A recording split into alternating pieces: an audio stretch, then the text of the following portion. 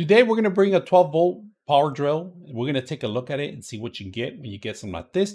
Not only that, the vendor was kind enough to send this out for us for review. So let's take a look at it and see what you get when you get something like this. All right, let's go ahead and review a couple of things from the drill itself. So first of all, you get the power cord, all right? You're gonna need this to actually charge your battery. You get the battery, a 12-volt battery, and it's a pretty unique battery. It's not the standard battery, it's a cartridge battery. And then this heavy duty drill. Now they do have in different colors. I know, of course, this one's pink, but they have in various colors.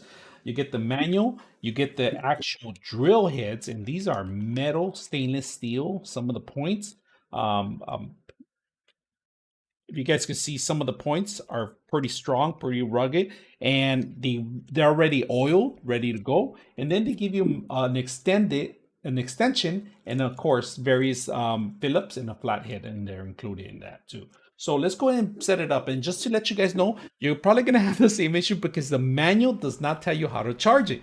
Now, it took me quite a while to figure it out, believe it or not, but it relies on the actual battery. It's a hidden right there. If you guys see it, you actually get the plug, you plug it in there, and that's how you charge it.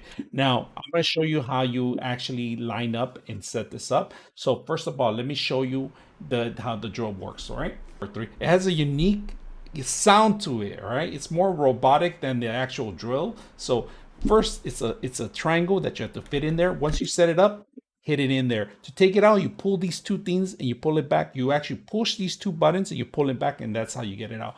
Now, the actual drill head tells you exactly how much voltage we have. We are in the middle right now. We're missing one light. Now, you got the reverse and counterclockwise in here.